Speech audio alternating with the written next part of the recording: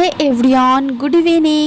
দুদিন ধরে আমাদের এখানে এত বৃষ্টি, ঘরে বসে বসে ঘুম পেয়ে যাচ্ছে, আর ভালো লাগছে না। কিন্তু আমাকে তো ঘুমালে চলবে না, কিছু তো একটা করতেই হবে। তাই বসে বসে ভাবলাম চলো কিছু একটা খাওয়া যাক। তো সেই মতো আমি বাটি আর চামচ নিয়ে চলে এসেছি। আর এটা আবার কি বললো আমার হাতে, দেখো এটা হলো টিস্যু। মেয়েরা তো ভালো জানবে টিস্যুর ব্যাপারে। তো এই টিস্যু দিয়ে আজকে আমি করব টিস্যু মাখা। তো টিস্যুটাকে আমি ভালো করে টুকরো টুকরো করে ছিঁড়ে নিচ্ছি।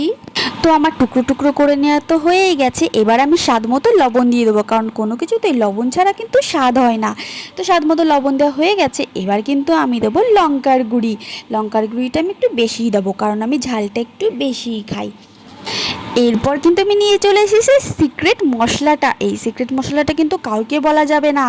এরপর আমি নিয়ে চলে এসেছি কাজু বাদাম আর আমন্ড বাদাম। এই কাজু বাদাম আর আমন্ড বাদামকে টুকরো টুকরো করে এর মধ্যে দিয়ে দেবো, তাহলে কিন্তু স্বাদটা একদম দারুণ হবে, খুব টেস্টি হবে। এখন তো আমার সব কিছু দেওয়া কমপ্লিট। এবার আমি নাড়াচাড়া করে মেখে নেব।